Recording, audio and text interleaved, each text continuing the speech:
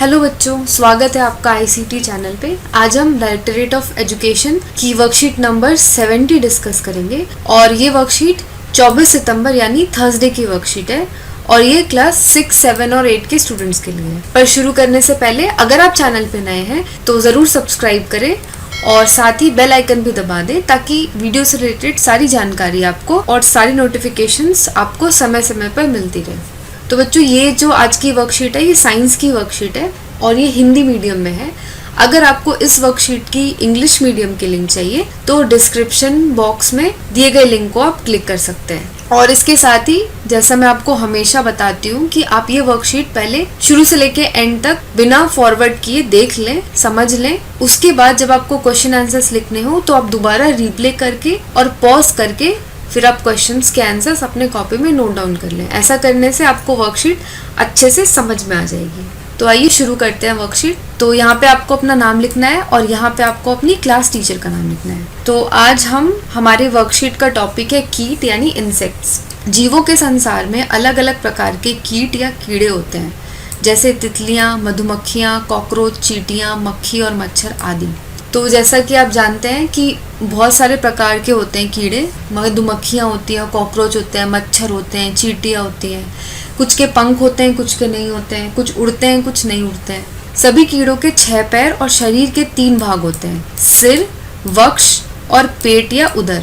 तो इन सभी कीड़ों के 3 भाग होते हैं। पहला भाग होता है सिर का, दूसरा भाग होता है वक्ष यानी हम उसे बोलते हैं थोरैक्स बोलते हैं, और लास्ट होता है पेट या उदर, उसे हम बोलते हैं एब्डोमेन। तो ये वाला जो पार्ट हो गया सर का, ये हो गया सिर, ये बीच वाला पार्ट हो गया इनका वक्ष और ये वाला पार्ट हो गया एब्डोमेन यानी पेट। सभी कीटों में 2 एंटीना होते हैं। उनका उपयोग किसी भी प्रकार की गंध, स्वाद और उन्हें महसूस करने में किया जाता है। तो सारे कीड़ों के 2 एंटीना होते हैं और इन एंटीना का प्रयोग ये किस चीज़ के लिए करते हैं? ये स्वाद के लिए करते हैं, महसूस करने के लिए और सूंघने के लिए करते हैं। कीटों के शरीर के बाहर एक कंकाल होता है जो वाटरप्रूफ होता है, जिसे बाह्य कंकाल कहा जाता है। तो इनका जो कंकाल होता है वो शरीर के अंदर होता है और ये वाटरप्रूफ होता है और इसे कहते हैं बाह्य कंकाल। यह सुरक्षा के लिए है। कुछ कीटों के पंख होते हैं इसलिए वे उड़ सकते हैं। जिनके पंख नहीं होते वे रेंगते, कूदते या तैरते हैं। तो कुछ कीड़े जैसे कि मच्छर हो गए, मक्खी हो गए, तितली हो गई, इनके पंख होते हैं और वो आराम से उड़ सकते हैं। और कुछ कीड़ों के पंख नहीं होते हैं, जैसे कि चींटियाँ हो गई, फिर दीमक हो गए। ऐसे कीड़ों के पंख नहीं होते, ये बस रेंगते हैं या फिर कूदते हैं या फिर तैरते हैं। तो अब यहाँ पे आपको पिक्चर में दिखाया गया है कीट यानी कीड़े के जीवन चक्र।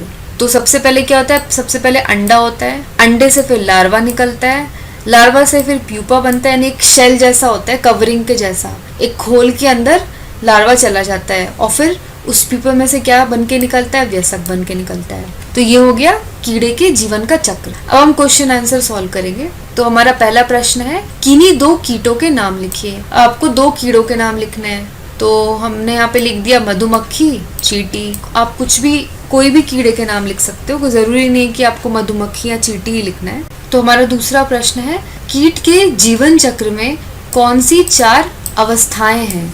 तो ये आपको बताना है। तो ये हमने पढ़ा था यहाँ वर्कशीट में कि कीट के जीवन का चक्र क्या है, ये वाला पढ़ा था हमने, यही हमें आंसर में लिखना है। तो क्या हो जाएगा कीट के जीवन का चक्र?